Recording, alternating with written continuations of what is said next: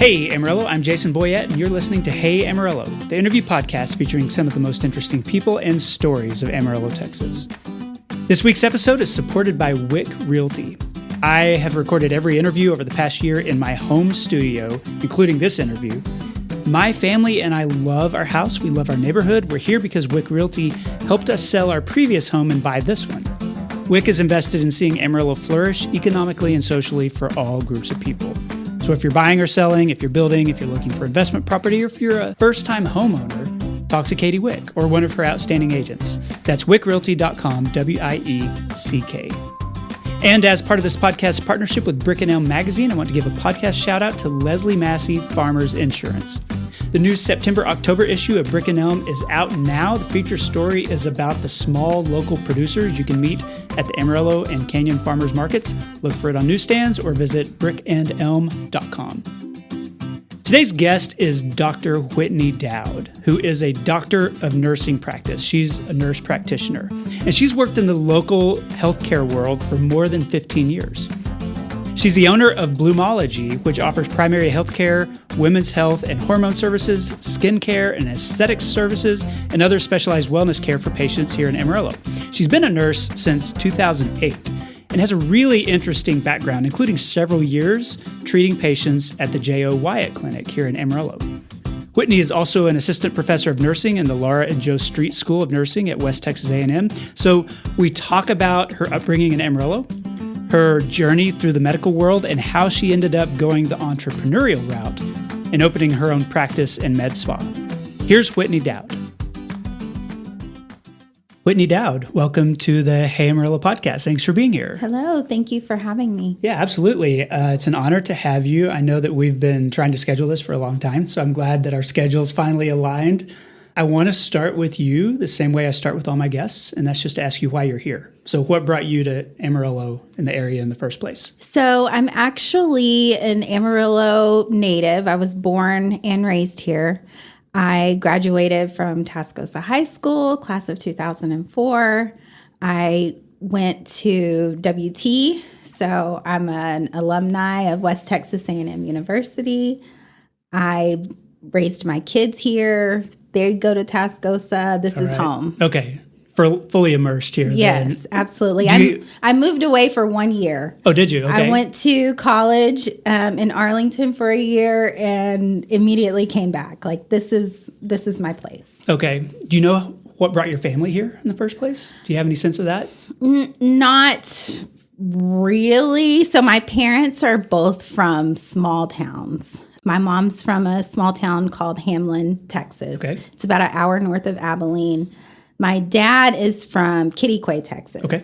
They both grew up in small communities, and, you know, when they graduated from high school, they wanted to move to a big space, and this was just the place where people came. Okay. So my mom came here because my aunt was here, and my dad, it was the closest big city that I guess. Everybody's sort of drawn to Amarillo from the rest of the Panhandle. Yes. So that's how I guess I ended up here. So you said you left for a year in college. Was it one of those things where you just were one of those kids you wanted to get out? Yes. So your oats experience life in another place? Exactly. Like I thought it was something that I needed to do. Mm-hmm. And I did it and figured out that, you know, Amarillo was a better place for me at that time, and so I came back home. Did you know what you wanted to do? Like, did you know immediately you wanted to go a nursing path or medical, anything like that? Yes, I've known from a very, very young age that I wanted to be a nurse. My grandmother, my mom's mom, she was a caretaker when she was alive. She was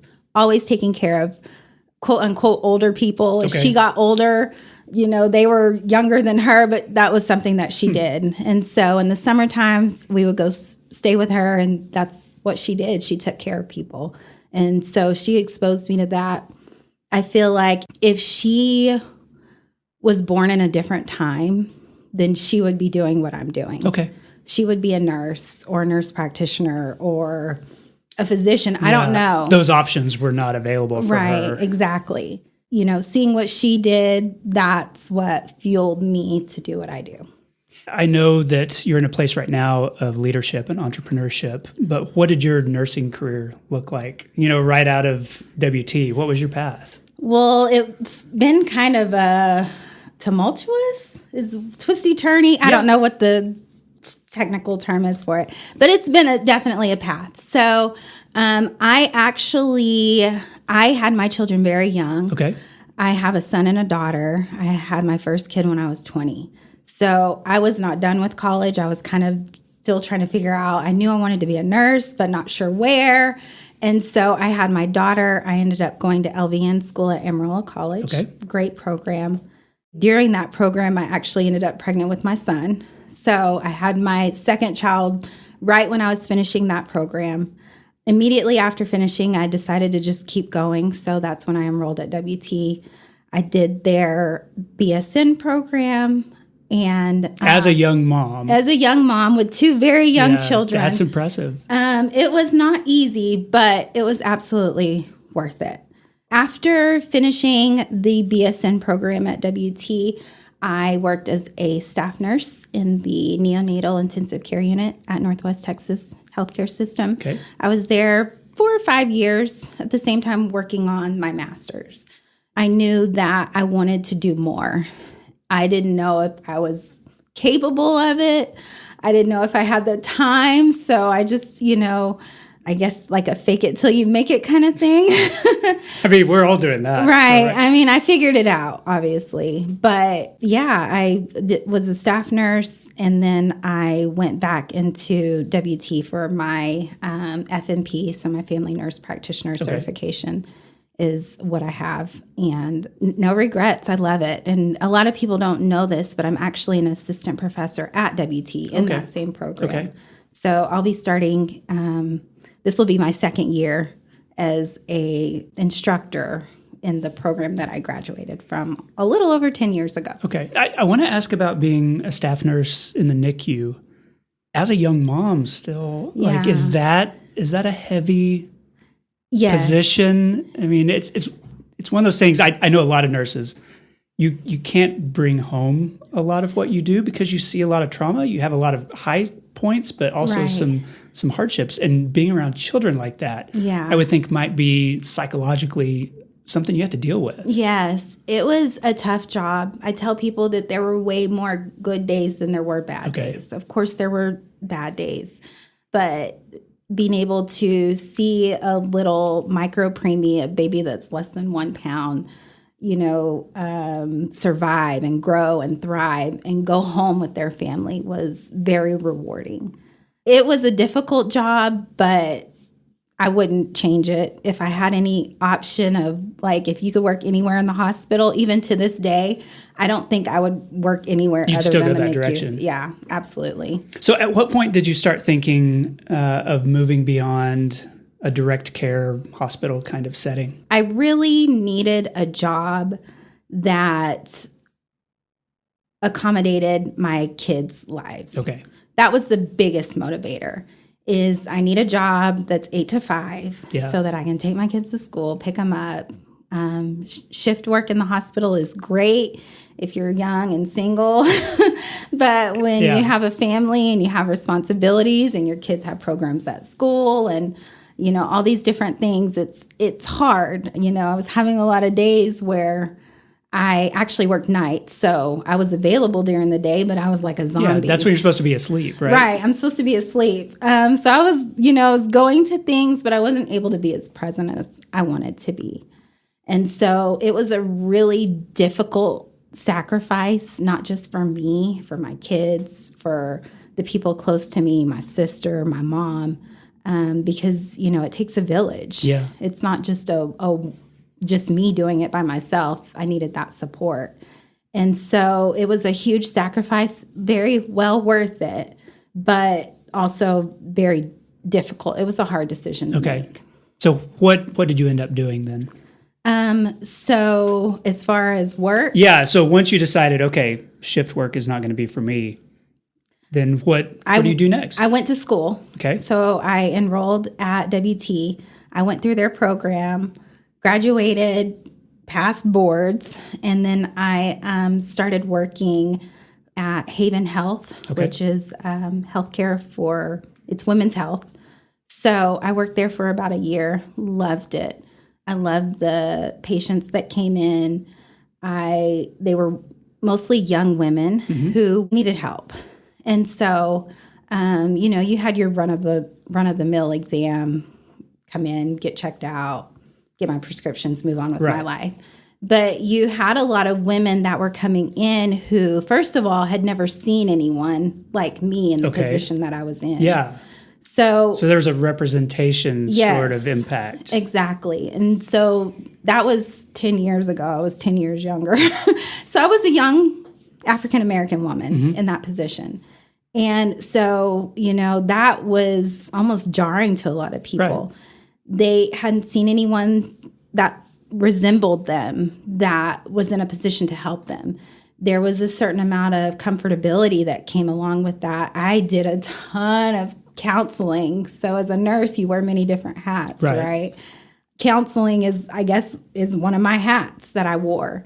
And I had patients tell me point blank, like, I have these questions. I've never felt this comfortable talking to someone, and I just want to ask you these questions real quick. And I'm like, yeah, of course, So that really opened my eyes to healthcare, the type of providers that are in our area, what type of services are they offering? Are the people, are they able to go somewhere where they feel comfortable? Right. Who's falling through the cracks because there's a level of intimidation or comfort or whatever that they might face. Yes. And so that's kind of where, at that time I didn't realize it, but that's where my business model started. Okay. Essentially, that's where it started. You saw the need for it. Yes, I saw that need.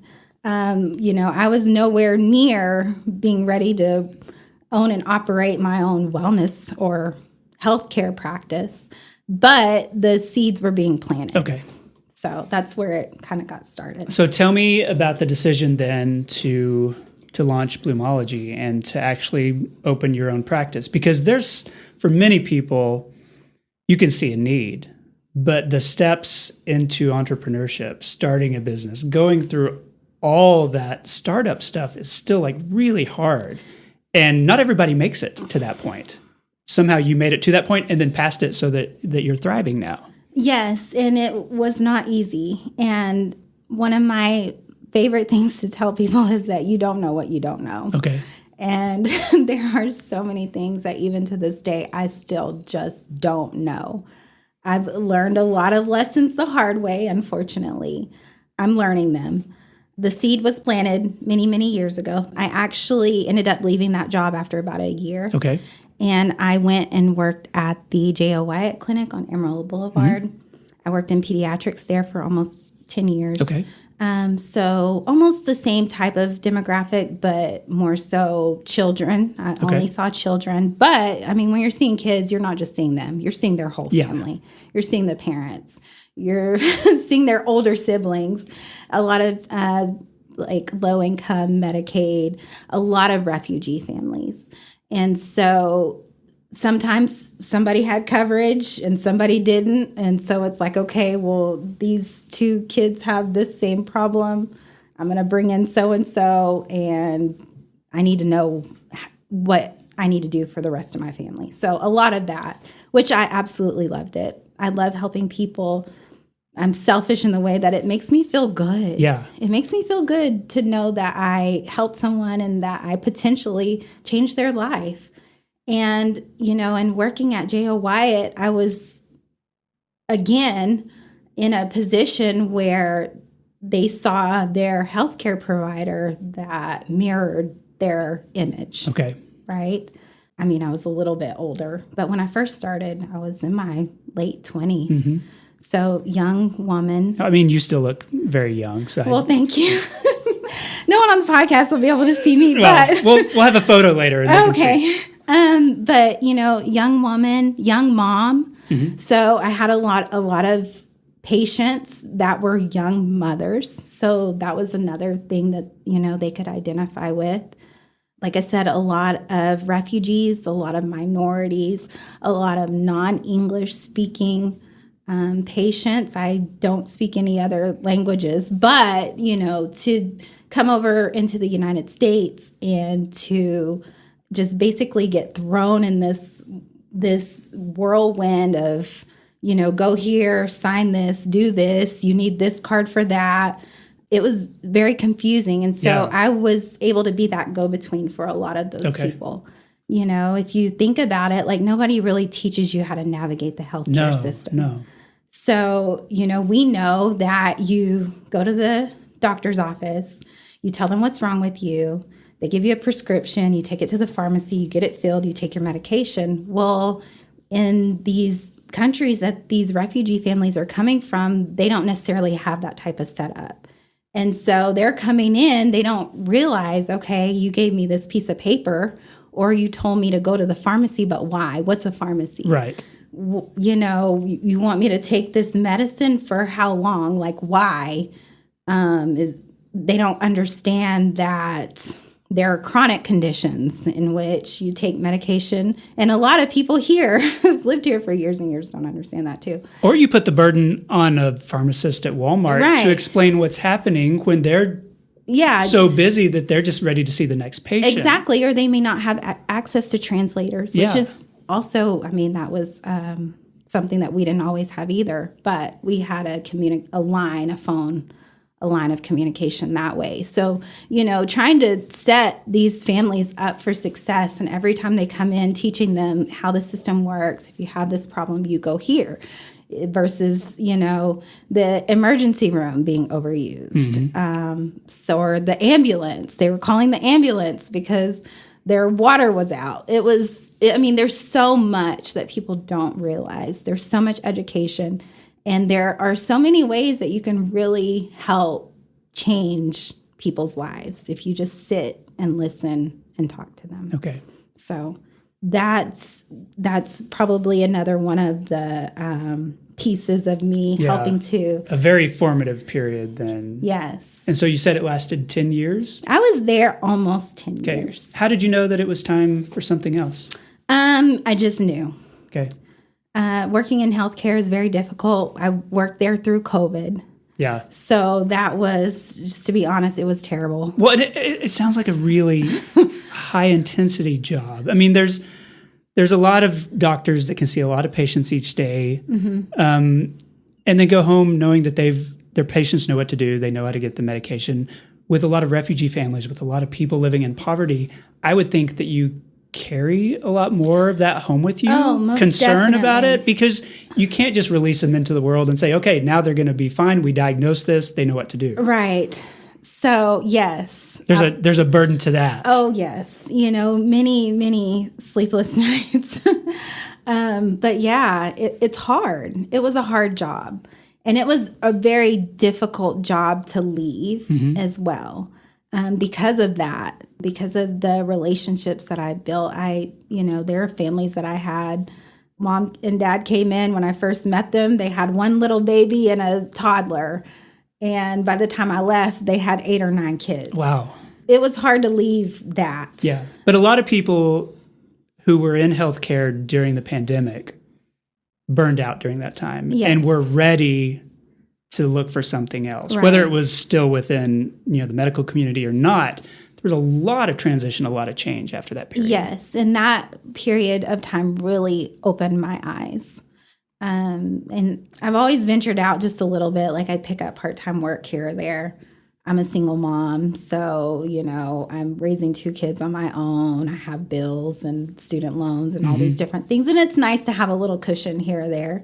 To kind of help dig you out of some of those holes of debt that you acquire while you're chasing your dreams. So I would do, not necessarily like freelance, but I'd work PRN at different areas. And so even with that, like seeing how different healthcare facilities worked and how they were operated, a lot of them were privately owned by physicians, and, the different types of care that they offer, the different services that they offer. I feel like, again, all of that experience has kind of helped me build on, what I want to do, what my purpose is, and how I want my business. So when you started thinking in that direction, like how did you decide, okay, this is what my purpose is going to be? honestly, I can't even say that I've really decided it yet. I know. Yeah. But it's constantly a work in progress. Okay. I'm constantly trying to figure out how to do the things. It's not set in stone then. Like there's a lot of room for you to continue to expand your practice. Oh, definitely. Yes. And so like even just getting started was very, very, very difficult for me. And so this was probably around, I would say the idea kind of popped into my head right before COVID hit. Okay. And so during COVID, it's festering. I actually I started another educational program. So I enrolled at Liberty University and I graduated with my doctorate in nursing practice in 2022, I think. All right. Was that mostly remote? Yes. Or did you have to? It was all remote. Okay. I did have like a clinical portion that I completed here in Amarillo. And I went to the campus for the very first and probably last time for graduation. Right. So I graduated there but yeah, and so it was all kind of festering during COVID. I'm thinking, how's this going to work? How am I going to make this work? What do I need to do? And it was really hard to get started. Okay. It was extremely difficult. Texas is, I don't know if you've heard this or not, but it's like the wild, wild west when it comes to medicine. It truly is. Yeah, there's a lot of regulations. There's a lot of uncertainty about what we can do and how you can do it. Exactly. Tons of regulations, tons of boards that, you need to check with this board to find out if you can do this. You need to go here to find out if you can do that. And then, they're referring you to other places. It really, it's like a rat race. Like you can't keep up. You can, but it's very difficult. And so, trying to figure all of that out as a nurse practitioner, I can't practice independently. You have to have an authority figure. Yes, a physician. With an MD. Yes. I have to have a contract, a collaborating physician in order to practice medicine for myself within the business that I own in Texas. Right. Colorado's completely different. I have a Colorado state license. I could move to Colorado today, set up shop, do whatever I want. Okay. Florida is a little bit, every state is different.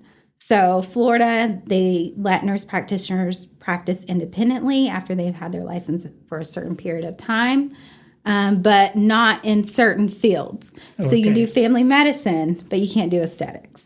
So everywhere is completely different. It's a headache to deal with. It is a headache to deal with. But that was a huge barrier for me when trying to figure out how I'm going to start my business, open my medical practice. So, typically what happens is you're a nurse, you're in the healthcare field, all of these physicians, you go to them, you say, hey, I want to start my own business. Can you help me? I need a collaborating. And they're like, yeah, sure. Put me down. I did not have that experience. I went to many physicians and could not get anyone to back me up. Why is that? I have no idea. I have a feeling that I may be portrayed as young, inexperienced, not the typical face of a healthcare provider that you might see. Well, you also hadn't been working like in a hospital setting because you're at J.O. Wyatt for so many years. Like, does that isolate you a little bit from the larger medical community? Or no. Okay, so that shouldn't have been a factor either. I don't feel like it should have been. So still, like J.O. Wyatt in itself is its own little hospital. Yeah. So was that discouraging to you? It was very discouraging, very. And I just couldn't figure out why. So I kind of had to, go slip my foot through the back door to get in. And that's what I ended up doing. So I found this company that supports nurses, nurse practitioners, PAs who want to start their own business, but they're based out of Dallas. The name of the company, I know that they won't mind me mentioning it, is NeoWell. It's a brainchild of this woman named Deanna where she saw a need. She saw these nurses that wanted to work independently, that wanted to own their own business. And so she set up her business model to support that. Okay. And so that's how I got started. You know, they weren't doing the health things that I necessarily wanted to do. But so it was more aesthetics, which it wasn't something that I was opposed to doing. But I knew from the beginning that I wanted to be able to circle back into healthcare, into seeing my young patients, into offering more medical versus aesthetic type services. So tell people then what your practice is right now, with understanding that it's going to grow, it'll expand. But tell listeners like what do you offer now? So right now I am offering, it's basically a med spa. I don't like to coin it as med spa. That can be a dismissive term, I think, for some people in the medical community. So. And is I that think, right? Well, possibly. But I do more than just, Botox or not Botox, neurotoxins or neuromodulators and fillers. So, and that's what the med spa term that's what people think of. You're going and you're getting all these injections. Right. And you're going to have these big old duck lips and you're going to look like a cartoon. And so that's not what I do. I do offer those services, but in a way that is supportive of that individual's perception of themselves, how they would like to look, something that's aesthetically balancing. I want to help you feel better by improving your perception of yourself, by helping with your appearance. And you said that you want to kind of go full circle to where you're eventually offering more in-depth medical services. Right, yes. I'm offering primary health care and a direct primary care health model to some of my existing clients. So you have people that'll come in because, they want to fix their face, but they haven't been to a general provider in many, many years. So I'm finding things like hypertension and high cholesterol and weight issues, hormone issues that aren't being addressed because for whatever reason, that person just does not want to deal with it. And so I'm capable of treating all of those things. And you have been for more than a decade. Right. And so I'm offering those services to my clients because, they're coming in and they feel comfortable. We build up a rapport. They trust me. And it's not just me saying, oh, you have this, take this pill, go on about your day. It's us sitting down and looking at, why, the whys. It's us being able to have a conversation about their health and me making suggestions on ways that they can improve their health, not just medical, but, a holistic sort of approach. A holistic view of, we need, it'd probably be good if you took this medicine, but we also need to work on your diet. Yeah. We need you to exercise a little bit more. We need to reduce the stress in your life. So all of those things really, they go together. I want to talk about your clients because one of the things we've discussed off mic is that the med spa community in Amarillo doesn't always focus on women of color or people of color or skin with pigment, like you said to me. And that's one way you've sort of carved out a corner of the market for yourself in that, not only are you a woman of color, but like you are able to be comfortable for patients of color who, might not face the same expertise if they go to another place. And I want to let you talk about that. So, yes, I'm a woman of color. I just really look at my experience in stepping into a quote unquote med spa type environment. Like, how have I felt in the past? Right. I'm looking at all the pictures on the wall and I'm looking at the staff and I'm looking at the treatments that they offer, and there's just not, for me, there wasn't a level of comfortability. Okay. And not to say that my practice is only geared towards people of color. Generally, treatments that are safe for people of color are safe for everyone else. Okay. And so, by focusing on that, I'm able to offer treatments that are for everyone, for every skin type, tone, and texture. Okay. So, it just came from, like, I want to look pretty. What can I use what's safe for me to use on my skin?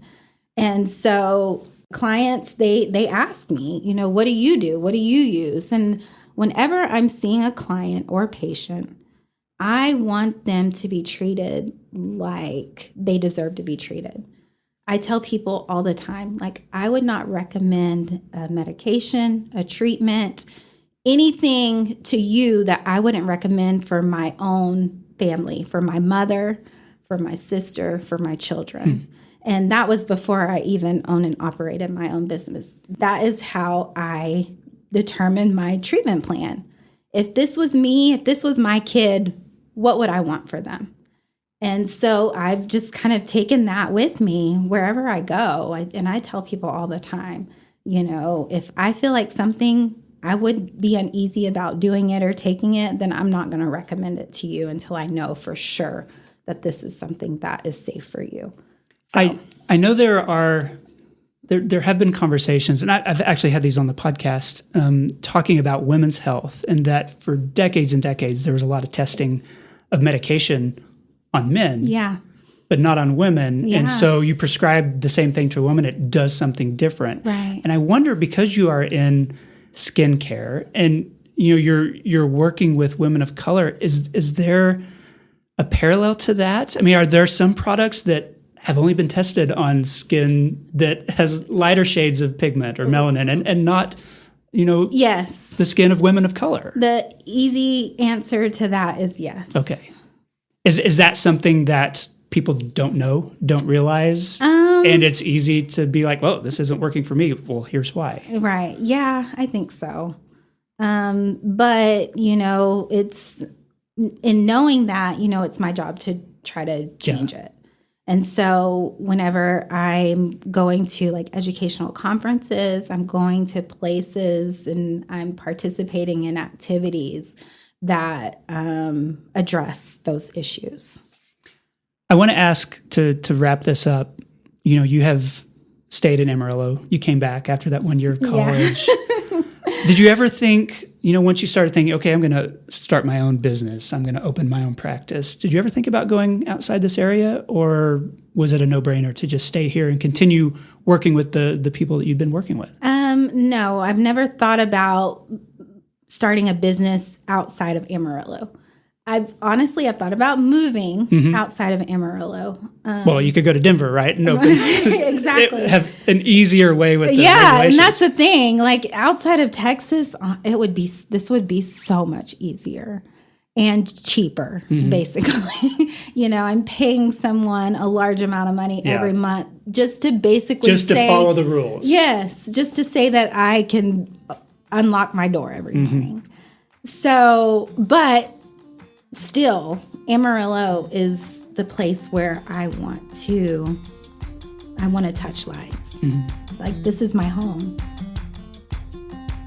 This week's episode is also supported by SKP Creative, and the team there asked me to talk about the new Amarillo Tribune. If you haven't heard, the Tribune is a brand new local journalism organization, a community-supported, nonprofit, digital-only newspaper. It's offering free public service journalism about Amarillo and this area. My friend Jackie Kingston is the CEO and executive editor, and she's built up a really strong news team for this daily publication. They're providing local coverage about issues we care about. Now, I'm a board member for this project. I won't be writing for the publication. I just do the nonprofit side of things. But I'm really excited about Amarillo Tribune and hope you'll support it. Learn more by visiting amarillotribune.org. You can read articles there. You can sign up for its weekly newsletter there. That's amarillotribune.org, and thanks to SKP Creative for the support. Okay, I'm back with Whitney Dowd. Whitney, this is part of the show I call 8 Straight. 8 Straight is sponsored every week by Panhandle Plains Historical Museum in Canyon. It's the largest history museum in Texas, and its collection includes an Apache buckskin cap with golden eagle feathers, which dates back to 1870. I just mentioned it because I think it's cool. Awesome. It's one of the artifacts they have there. You can see it and learn more at panhandleplains.org. Okay, you're a small business owner. I know you think about the future. I know you think about how your practice might grow. Mm-hmm. When you think of Amarillo 10 years from now, what do you hope for? I hope that Amarillo can change in the way that I feel like it's a big city, but we have a small city mindset. Mm-hmm. So I would like to see that change over the next 10 years. There are elements of a small city mindset that some people might view as positive, and there are elements that you might view as negative. That's true. That's very true. What are the things we need to grow up out of? The less positive types of that. Well, I don't want to go into too much detail. So what I was kind of thinking was during the last presidential election, mm-hmm. I saw a major change when they showed the Texas map and the large cities, the way that people were voting. Right. I saw a shift in the large cities. So a lot of blue in the urban areas. Yes. But all the rural areas. Right. And Amarillo kind of fell into the rural portion of mm-hmm. that, which is okay. But I would like to see some of that kind of disperse up into this area of Texas as well. I think there are a lot of people that probably agree with you, although they may be fairly quiet given the demographics here. Exactly. Right? It's hard to talk about, and I try not to get into it too much. Okay. But I won't press you any further on it.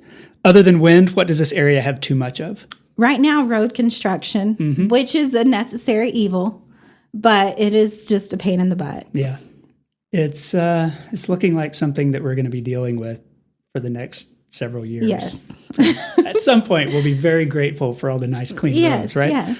What does this area not have enough of? Middle-aged single men.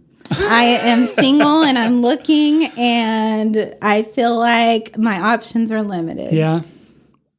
It's, I don't know, single mom, business owner. Yeah, I'm pretty busy, but, Got a lot going on, but okay, maybe somebody will listen to this podcast. Maybe, you never know. What's your favorite street in Amarillo? My favorite street has to be Amarillo Boulevard. There are so many excellent restaurants, small businesses. I feel like there's a lot of potential mm-hmm. down Amarillo Boulevard as well. I heard we're getting a Starbucks. I'm not sure, but I do live more on the north side of town, so I live past the golf course, past Wonderland. Okay. And, we have to travel a little bit to get to places.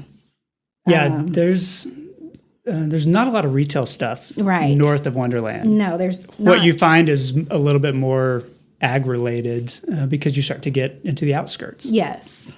So I feel like that part of town is really growing. It is, yeah. So I think that some better options would be nice.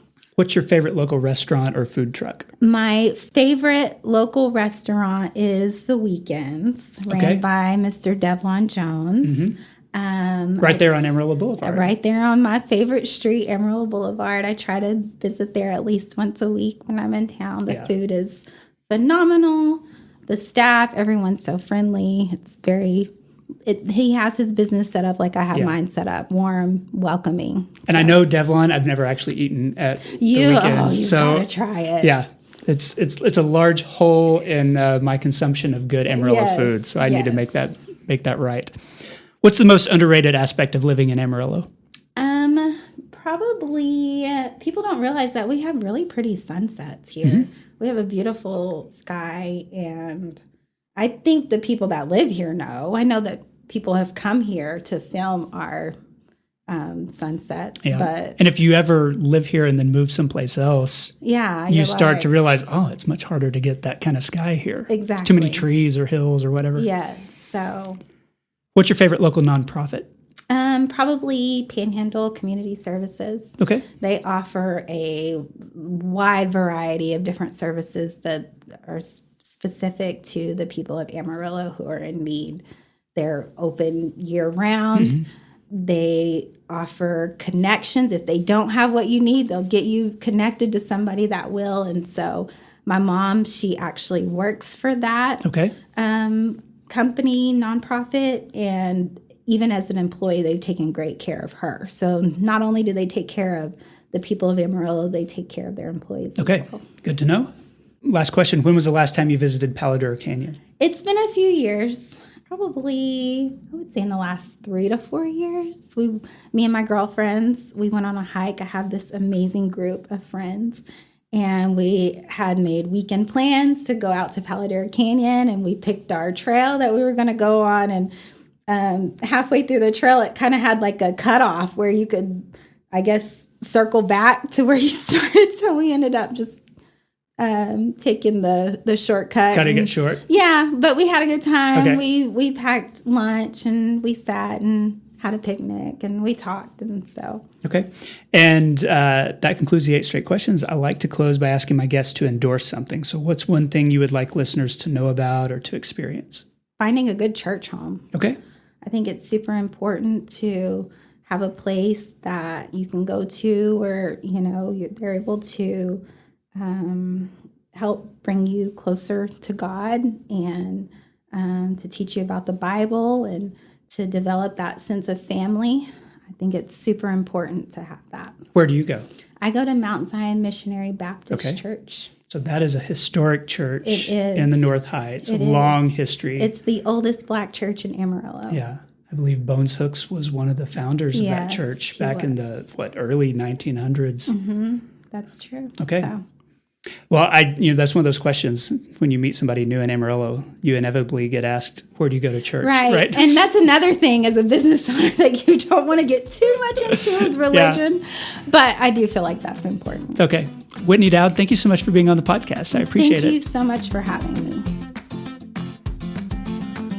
And that concludes the episode. I want to say thanks to Whitney for the interview. Thanks also to Wick Realty, SKP Creative, and Panhandle Plains Historical Museum for supporting the podcast. And as always, to Angelina Marie for editing the show. Thank you for listening. Hey Amarillo exists on a weekly basis because of people like you, people who listen to the show all the way through to the end when I do the credits. And also the local people who support it financially through patreon.com/HeyAmarillo. Hey Amarillo's executive producers include Patrick Burns, Jason Burr, Katie Linger, Corey Burns, Josh Wood, Wes Reeves, Cindy Graham, and Barbara and Jim Witten. This has been episode 368. My name is Jason Boyett, and I'll see you next week.